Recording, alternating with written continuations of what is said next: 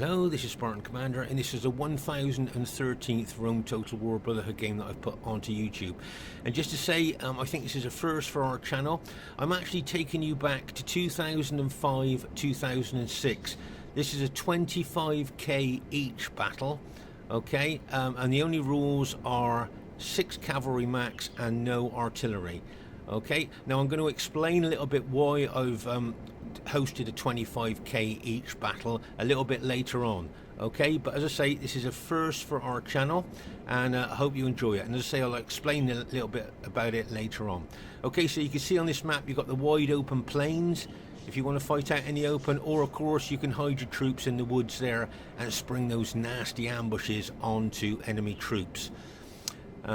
And to say, as this is 25k each, none of us have got saved armies, so we've had to build our armies from scratch.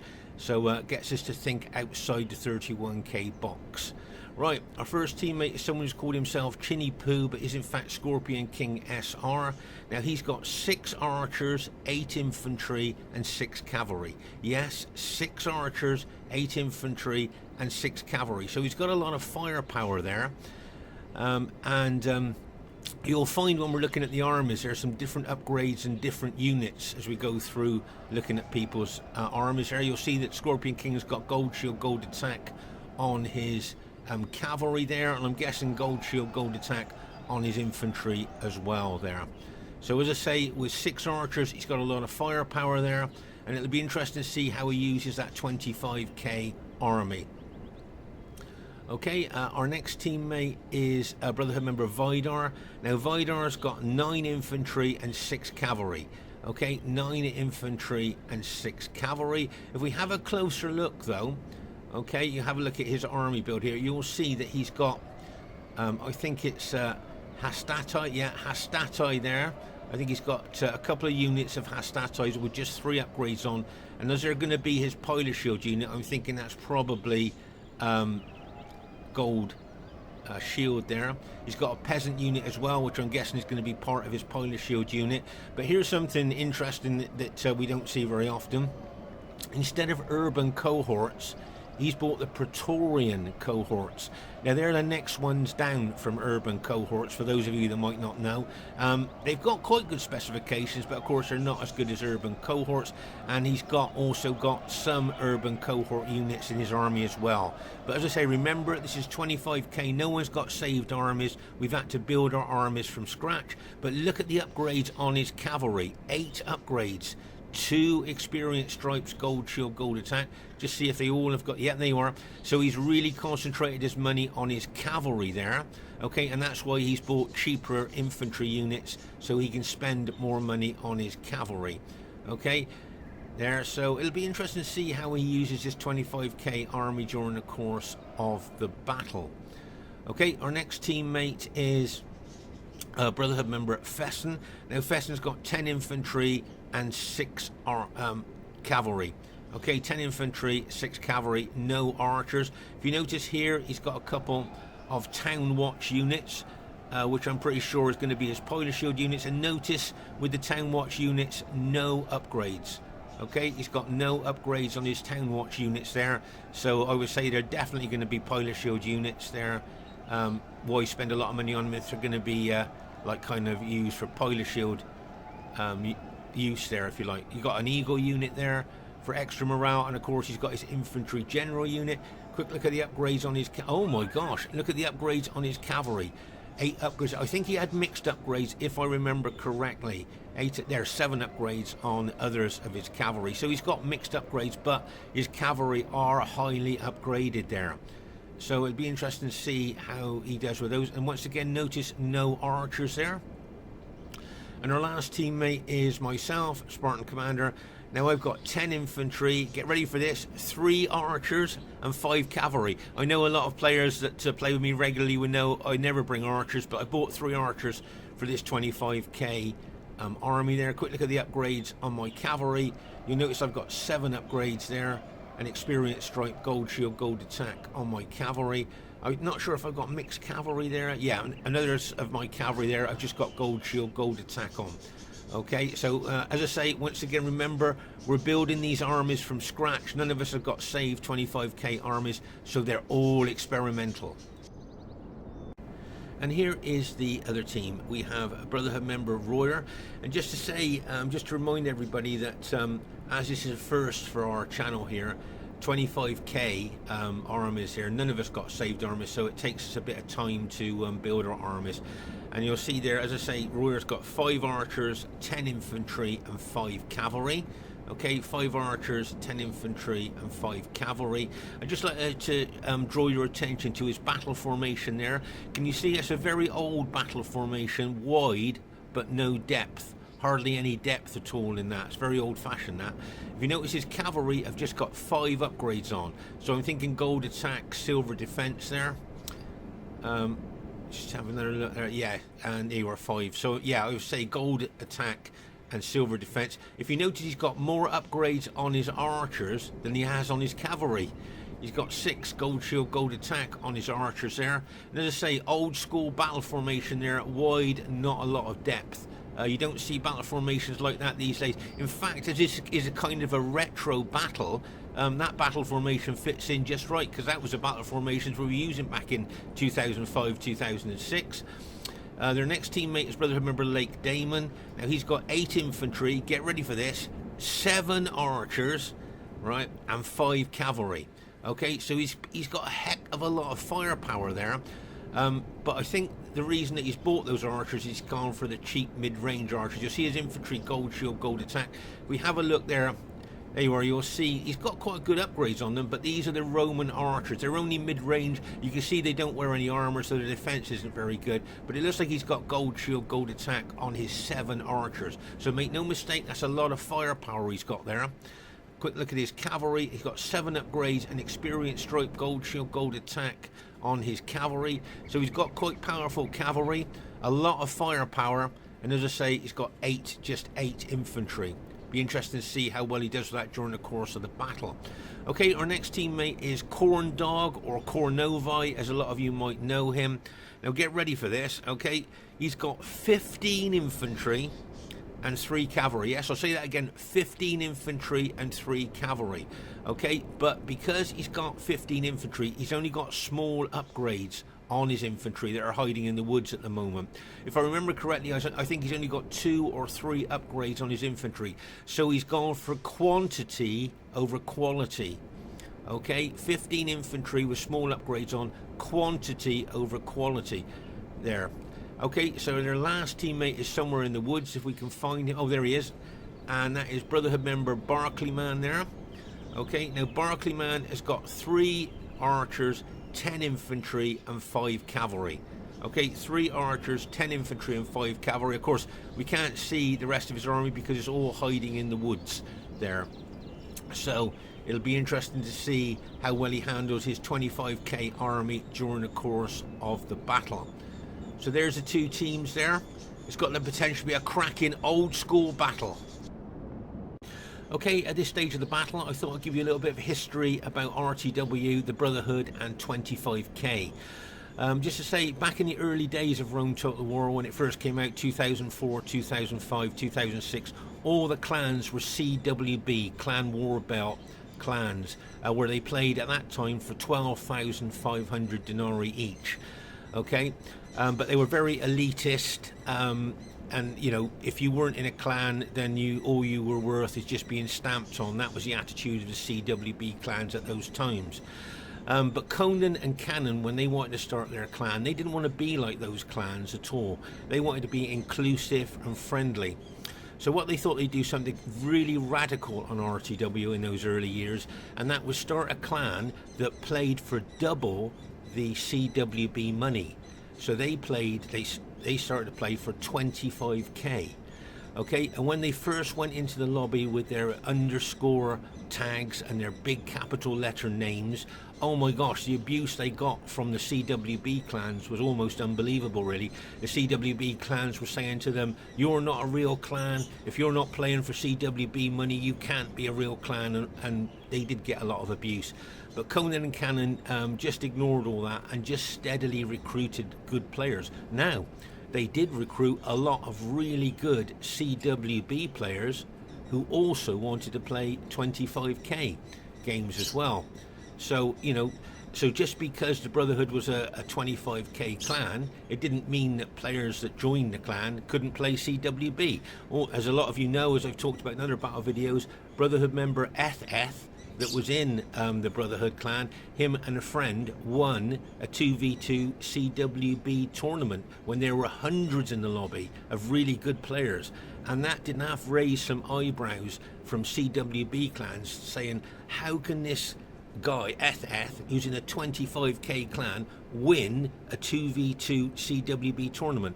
But as I say, the Brotherhood has always been open, friendly, and it doesn't matter what money you play for, just because the Brotherhood's main battles are 25k, you know, playing CWB was no problem at all. And so what I'm doing here with this particular battle is I'm taking all of you back to 2005, 2006. Remember, the Brotherhood was created in January 2005. Okay, so I'm taking you back to 2005, 2006, and you're going to see a genuine 25k Rome v Rome battle. Okay, the only rules are no artillery, 6 cavalry max, and the battle that you're about to watch is the battles that we used to play back in 2005, 2006. So I really am taking you back in time, and I hope you enjoy this battle, as it's a cracker. Okay, at this stage of the battle, I thought you might find it interesting to have a look at Vidar's army there, as we didn't get a clear look at it before. Can you see that he's got early legionary cohorts in his army? Okay, as we saw, we got that peasant unit. He's got Praetorian cohort units in there instead of urban cohorts, and he's got a few urban cohorts as well. But the reason he's bought the cheaper units is so he can really well upgrade his cavalry. As we saw earlier, 8 upgrades there, so that's why he's got the cheap units. Okay, at this very, very early stage of the battle, Vidar is being extremely aggressive here, moving his red Julii army towards Lakedaimon's blue Scipii army. But remember, Lakedaimon has got 7 archers there. Okay, they are only the mid-range, a good shot of an arrow there. They are only mid-range archers, but there are still 7 of them, and they can put down a lot of firepower onto enemy troops there. And if Vidar decides to retreat, then of course those arrows will be going into the rear of his troops, and of course the rear of the troops on RTW is the most vulnerable part. So there you can see Vidar is now withdrawing back into the woods there, but look at the arrows coming in, shooting his men in the rear there. And so here you can see he lost a lot of men there from the arrows from Lakedaimon's 7 archers. But if I remember correctly, in this battle, both Vidar and Lakedaimon were extremely aggressive in the early stages of the battle. I mean, just look at Lakedaimon's blue Scipii cavalry. Looks like he's going to take it into Vidar's infantry there. A head-on cavalry attack there, look. How aggressive is that? Very, very aggressive. And I thought he was going to pull his cavalry back, but look, he's charging on in. Looked like he was going to charge on in then, didn't it? So aggressive there by Vidar. And as I say, I'm sorry, by Lakedaimon there, but both Vidar and Lakedaimon, 2 very aggressive players. And remember, with the archers that we've got in this battle now, it's going to cause them, their cavalry, a lot of damage. Now you can see Corn there, CornDog, charging his cavalry into that 1 infantry unit, and now decides to pull back because he can see there's a counter-attack coming in from the Julii cavalry there. So, and Corn there, CornDog, or CornDog there, very aggressive with his cavalry as well. But 2 of his cavalry units were routed. They probably will rally there, but as I say, at this particular part of the battlefield there, a heck of a lot of aggression being shown. Maybe this could be a pivotal part of the battlefield here that we're going to see. As I say, look at Lakedaimon moving his blue Scipii army forward into the edge of the woods there, and look at Vidar going to attack with his red Julii infantry and cavalry. Watch the cavalry impact there, and bang, as he smashed into the Scipii troops there. I mean, oh my gosh. Really, really aggressive tactics here by both of these Brotherhood members there. Oh my gosh, very, very aggressive there by both Vidar. And you can see Lakedaimon taking his infantry on into the woods. But don't forget, as I say, Lakedaimon there has got 7 archers there. And as I say, they are only the mid-range archers there, but they can still lay down a lot of fire onto enemy troops. So I think Vidar needs to be aware of that, because I dare say Lakedaimon will be trying to target his archers, his cavalry there with his archers. So there you can see Vidar has actually pulled back a bit there. But knowing Vidar, it wouldn't surprise me if he attacked again. There you are, you can see his cavalry looking like it's going in again, going to attack that CornDog's green Brutii cavalry unit there as he smashes into it.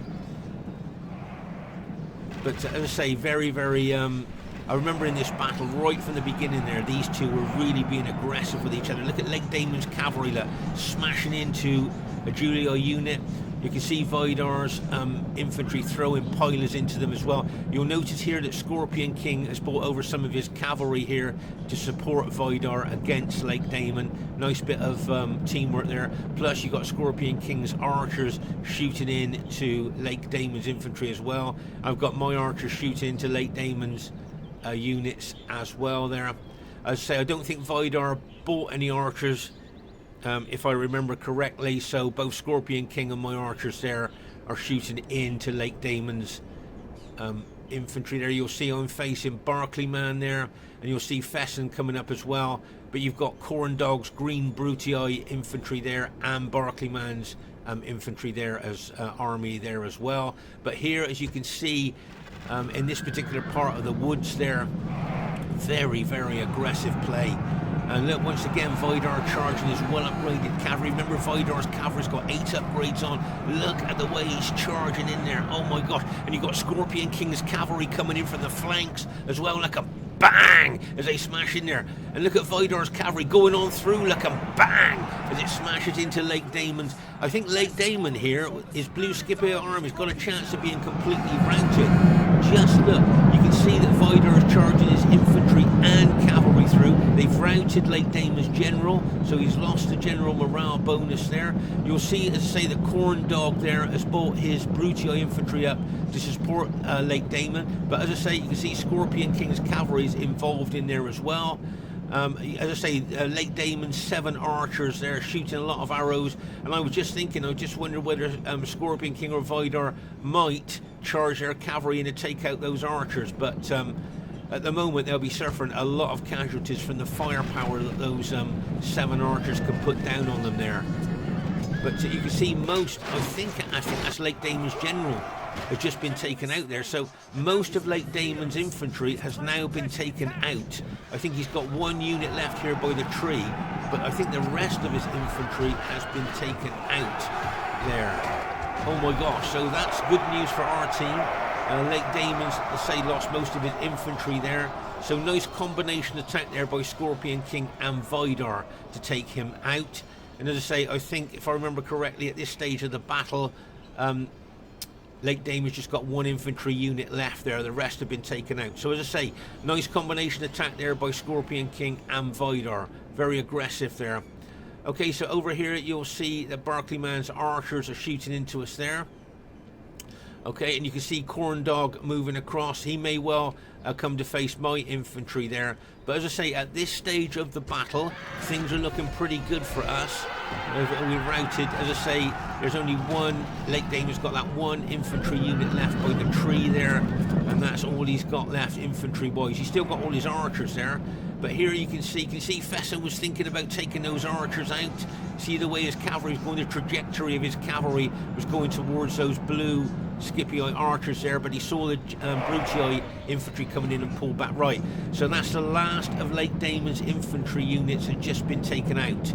Okay, now whether any of his units are going to rally or not, I don't know, but as it stands at the moment, all Lakedaimon's infantry that were involved in that scrap in the trees there has been routed. But as I say, they may well rally. Just look there, death in the woods.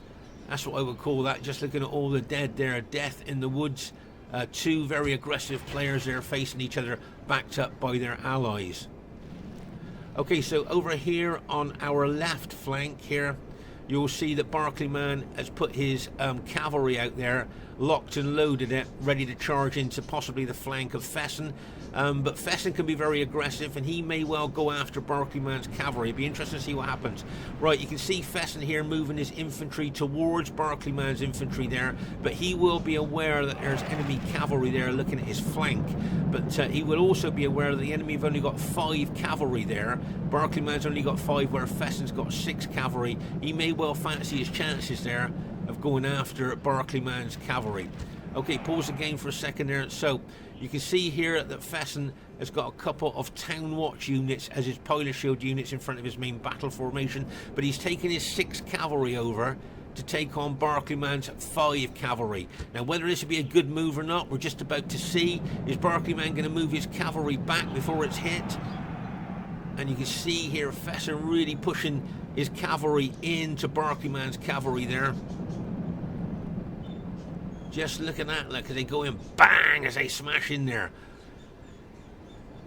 Now, it'd be interesting to see what happens here, because looking at the way the cavalry are fighting here, it could well be that Barclayman loses his cavalry here. Just look at how many SBQ cavalry of Fesen's there are still fighting, and still a large number of them, where the Scipii cavalry, if you notice there, have been reduced drastically. And there you go. That is all of Barclayman's cavalry has just been taken out by Fesen. Nice move there by Fesen, very aggressive, but he knew he had 6 cavalry against 5 there. So that was a nice move there, and you can see that Barclayman was bringing this infantry unit out to help his cavalry. Now Fesen may well turn his cavalry on that infantry unit and probably take that infantry unit out. We just have to wait and see. Okay, but here can you see how CornDog's infantry has gone into these long lines there. That tells me that I think he's lost his battle formation. Sometimes if you lose your battle formation there, RTW lines your troops up like that. A lot of RTW veterans watching this have seen this loads in the past, so it looks like he's lost his battle formation there. Or maybe he did put his infantry out like that. I don't know. Corn can be very unpredictable, I would say. But here, as I say, you can see Fesen and myself fighting side by side there. And now over here, you'll see that Vidar is taking his infantry over to help Scorpion King over on our right flank.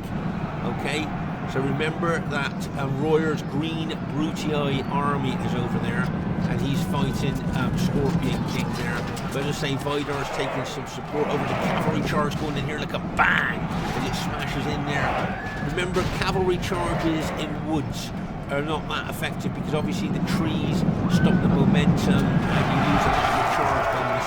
Obviously, if you go into the woods there, you know, if you do charge into trees and things like that. But as I say, there a lot of action going on there. And also don't forget that Royer's got the elite archer auxiliary there. A lot of firepower coming in there from his archers on the Scorpion King's army there. And make no mistake, they will be probably targeting Scorpion King's cavalry. You can see a lot of Scorpion King's troops here are now being routed there by the Green Brutii troops of Royer. And as I say, Vidar's bringing reinforcements over to help Scorpion King here. But this right flank could prove pivotal. Whoever wins on there, I think, could well go on to win the battle. As I say, you can see me moving my infantry forward there towards Cornovai's troops. And over here you can see that some of Barclayman's cavalry has rallied.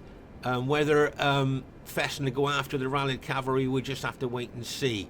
Okay, but I think over on the right flank it could prove pivotal what happens in this battle. You'll see I've got my 5 cavalry back here, and the reason I've got my cavalry back there is to keep them away and keep them out of archer range there, because I know the enemy have got a lot of archers there, so I've kept my cavalry at the back just to keep them out of range. There you can see Lakedaimon. Remember, we saw all of Lakedaimon's infantry being routed. Well, he's got rallied units there.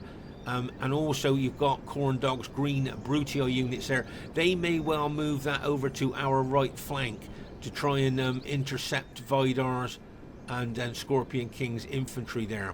Okay, but if you notice, there's a big gap between our allies there. I see Scorpion King and Vidar, and the enemy could get in between us. So there's a big gap between my army and my allies' army there. And as I say, the enemy could get in between us there and stop us being able to help. As I say, Vidar is trying to get over the Scorpion King as fast as he can, because he can see Scorpion King under a lot of pressure there, and a lot of Scorp's units have now been routed, as you can see. I think including all his cavalry, possibly all his cavalry there. Oh my gosh, there, you know, potentially there's you know, a situation here where there could be a mass rout of Scorpion King's units. In fact, look, you can see the starting of a mass rout there, can't you?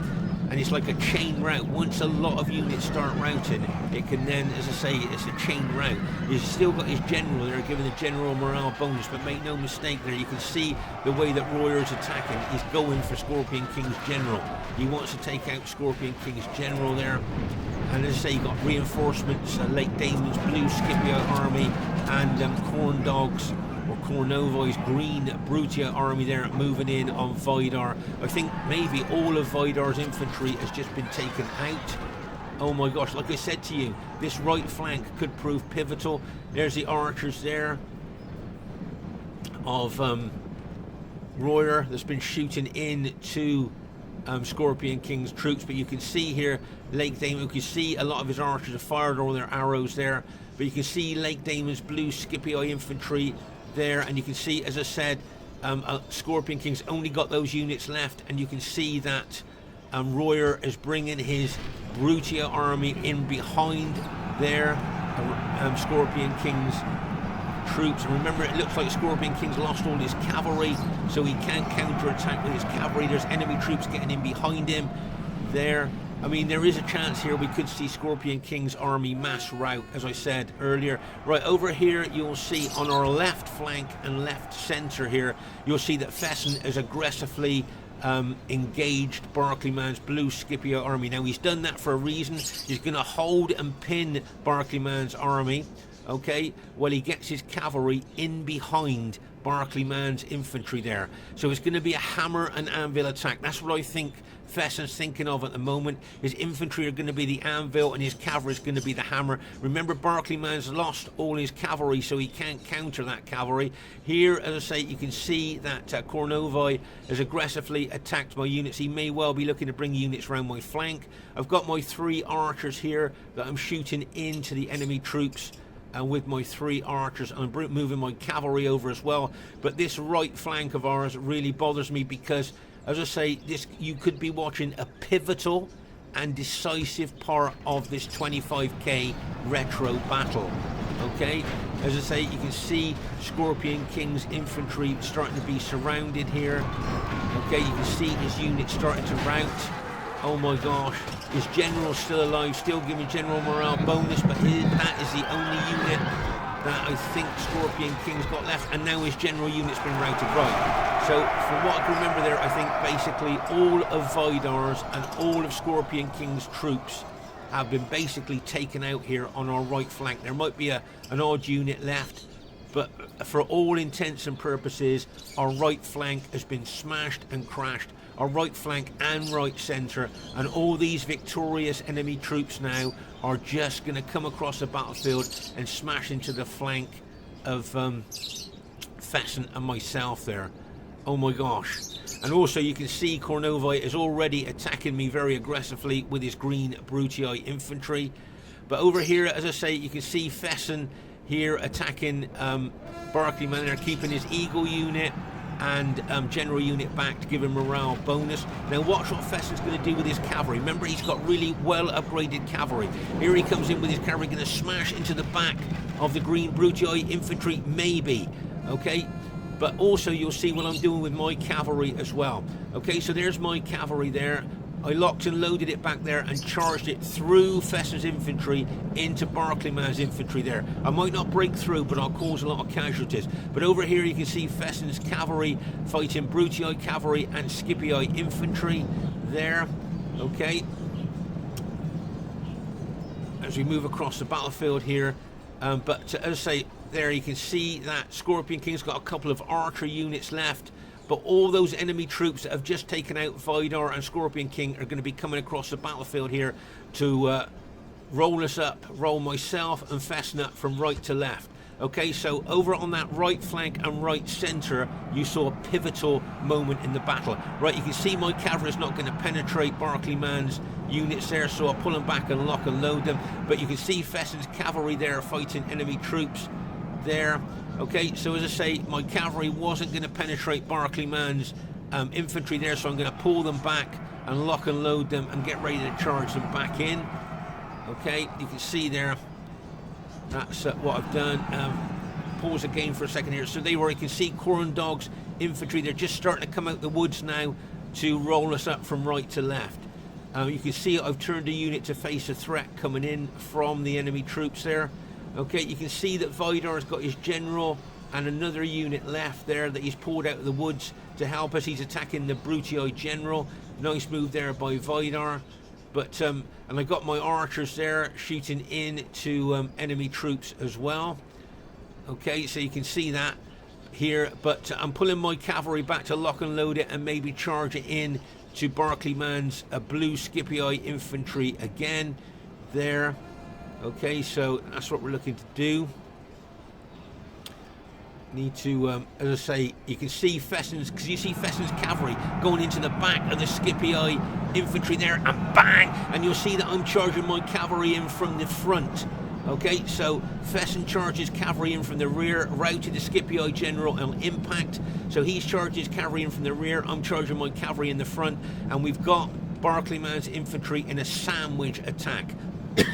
A cavalry sandwich attack there. Oh my gosh, we've just taken out most of Barclayman's infantry. We've already taken out, Fesen's already taken out Barclayman's cavalry there. So we've taken out basically all his infantry there. So that's good news for us. But we know that a heck of a lot of victorious enemy troops with high morale will be coming out of the woods there on our right flank. You'll see I'm charging. You see I'm surge attacking with my infantry. I'm doing an old school, old-fashioned surge attack with my infantry as I'm hitting with my cavalry. Okay, so it's a surge attack infantry and a cavalry hit on the green Brutii infantry. Here you can see Lakedaimon, some of his infantry has rallied, and here you can see other victorious enemy troops coming out the woods to attack us there. But you can see Vidar's general still fighting there, still holding up the enemy troops. But Fesen and myself have worked well together here, and you can see Fesen's cavalry locked and loaded out the back of the enemy team there, if you notice that. But you'll see I'm charging in to the enemy Brutii troops there with both my infantry and cavalry. I've surge attacked again with my infantry, backed up with a cavalry hit. I think I need to move my cavalry back now to lock and load it and get ready to charge it in again. But here you can see, just look at the enemy numbers. Now remember that our team are the red and the purple. There goes Fesen's cavalry charging in again, like a bang, as he charges in there. Great cavalry hit. If I remember correctly, I surge attack with my infantry at the same time. You'll see that Fesen is attacking with his infantry as well. So we hit with cavalry and infantry there. I can still see Vidar's red general still fighting, unbelievably. Right, I've got my cavalry locked and loaded out there. My cavalry is very battle damaged. It didn't have very high upgrades on, but I'm going to charge it in. Now, if you notice there, can you see there are two Brutii generals quite close to each other there? Those two Brutii generals. So what I'd like to do is charge my cavalry through my infantry and try and damage those general units if I can. That's maybe what I'm thinking there.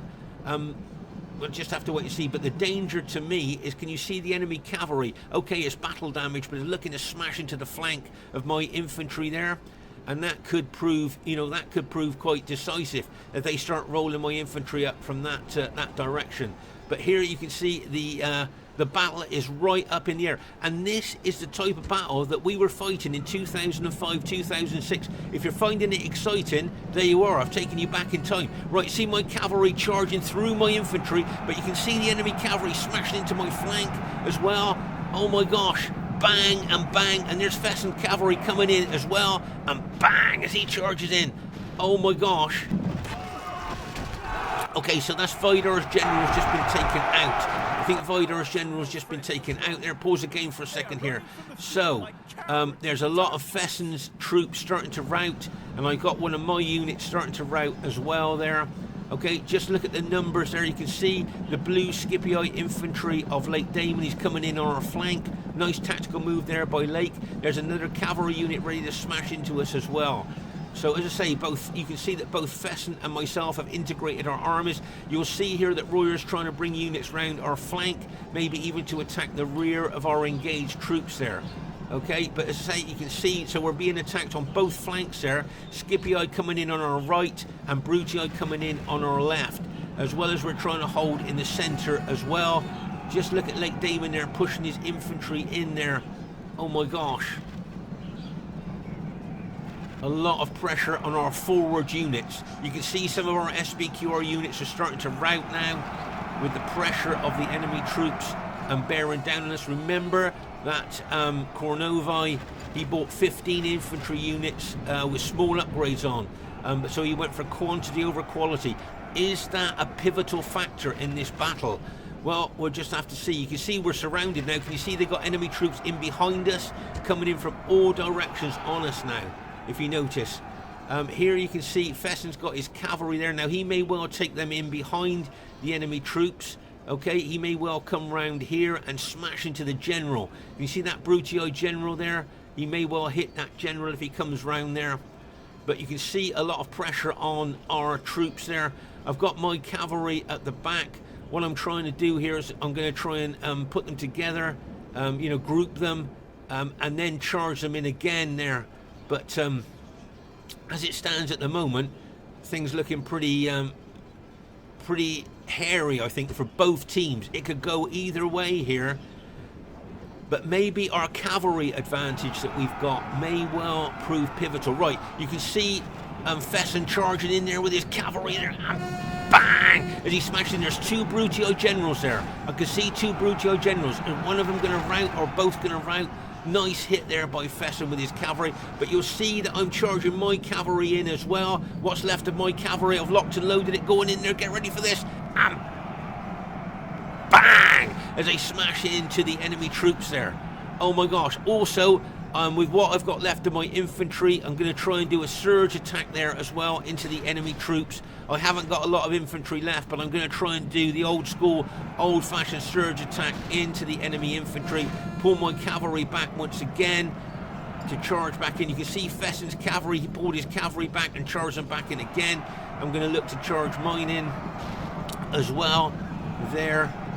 And there goes my cavalry once again, going to charge in. Not a lot of cavalry left, but there's going to hit and bang! As it smashes into the enemy troops. I'm going for that unit behind me. Can you see there's a unit attacking the rear of my troops? So I've gone through the enemy troops there to attack that unit. Here comes Fesen's cavalry going in again, looking to hit one of those Brutii generals. Look, and bang! Remember, Fesen's cavalry was well upgraded, I believe. So well done there. He's doing well with his cavalry. You can see I'm bringing an archer unit in now. Whenever you see an archer unit brought in, you know it's pretty desperate situation there. I'm always attacking with that archer unit. But, oh my gosh. Let's say you can still see those two Brutii generals there, giving morale bonus to the enemy team there. Okay, I think we both need to attack. I think Fesen and myself both need to attack and attack these two Brutii generals. Take them out, take the morale bonus, and hopefully the rest of the enemy troops will rout. So that's what I think we need to do, attack those two Brutii units with our infantry. That would be the best bet. If we got any cavalry left, throw them in as well. Can you see I'm charging forward my infantry? Fesen's following suit there. We're both charging in now. Surge attack in there, look, straight into the enemy troops. And oh my gosh, it looks like we've gone on to win the battle. Whoa. Well, after losing over on the right flank and right centre, who would have ever thought we'd have done that? If you remember, the battle started off here with Vidar and Lakedaimon facing each other in these trees there. That was where the battle actually kicked off there. Very aggressive by both of them. And then over here on our right flank and right centre, this is where Scorpion King, after a tough fight, lost all his army there. And Vidar sent his troops over to help, and he lost most of his troops over on that right flank and right centre as well. And I thought that may well have been a pivotal and decisive part of the battle. Then we move over here, and you can see that tough fighting over here. This is where initially and Fesen was facing Barclayman there, and we both attacked Barclayman with our cavalry and Fesen's infantry there. That's in the longer grass, so you can't see the bodies so clear. And then over here you can see this is where the final battle ensued there. But there, if you've enjoyed this battle, remember this is the type of battles we were fighting all the time in 2005, 2006. Right, so I've got one unit there. Oh, I've got one unit there with one man in. Oh my gosh, we've got to have a look at him. There you are. He's a survivor. There you go. The one man in that 81 man unit still alive. You can see I've got quite good numbers in other units there. Mine's general unit still got 32, and I'm pleased about that. That's got 72 men in, so I'm pleased with that. And that's got 14 men in. So you can see that a lot of my units have been routed there, and a lot of battle damage. You can see there that Scorpion King's still got one unit left, but I think all of Vidar's troops were routed there. So yeah, I think and Scorpion King's got another archer unit at the back there, but as I say, you can see how tough this battle was. And as I say, this is the type of battles we were fighting back in 2005, 2006. There I've got a couple of my cavalry units left as well. That's a Brutio General just been finished off. Not a lot of troops left in my cavalry unit. I think I've got 8 in one and 4 in the other. There's a couple of Lakedaimon's archer units still fighting there. So we're just going to finish them off at this late stage of the battle there. Yeah, it's unusual to see archers fighting archers, isn't it? So, charge my cavalry in there as well. So, as I say, it looks like our team has managed to go on to win the battle there. Okay, so the first thing I'd like to say is really well played to everybody in the game. And if you look at our troops, can you see them raising their swords above their heads? They're celebrating the victory. If you look at the troops there, just look at the SBQR troops there on both sides of the battle result there. You'll see them raising their swords where they're celebrating the victory there. Okay, and as you can see, it was an average victory. Now, looking at the troops that we had left, I'd have put money on that being a close victory. I don't know what all of you thought. Did you think that was going to be close? I thought it was going to be close. And the highest kills in the game unusually go to myself. So it's quite unusual for me to get the highest kills these days. So I'm very pleased with that. But remember that when you get the highest kills, it's actually how your team has played as well that enables you to get those higher kills. So well done to Royer. Got some great kills with his Brutia army there over on that right flank. Really well played to him, very aggressive. Well done to Lakedaimon. He'll be disappointed he got less than 1,000 kills, but you saw how aggressive he was right from the beginning of the battle. Well done to CornDog. He was quite aggressive as well. He'll be disappointed he got less than 1,000 kills, though, I'm guessing. And well done to Barclayman, played very well. He'll be a bit disappointed he got less than 1,000 kills, but really well played, guys. Great battle that was. And Fesen did well. Look at the kills that he got. Really great kills with his army as well. Really played well there. Well done to Vidar. Now he'll be disappointed he got less than 1,000 kills, especially with how aggressive he was being in the battle there. And well done to Scorpion King, got over 1,000 kills, so well done to him as well. So just to say, these Rome v Rome battles, 25k each, only rules no artillery, 6 cavalry max. These were a typical battle that the Brotherhood was fighting back in 2005, 2006. And as I say, playing 25k, we all had to think outside the box. We had to think outside the 31k box. We couldn't just click on our saved armies like we normally do with 31k. Playing 25k, we really had to think about our army builds. They were all experimental armies, and it was really exciting, actually. And I hope you felt that it was a great battle as well. Please put your thoughts in the comments. Look forward to seeing you soon. Bye for now.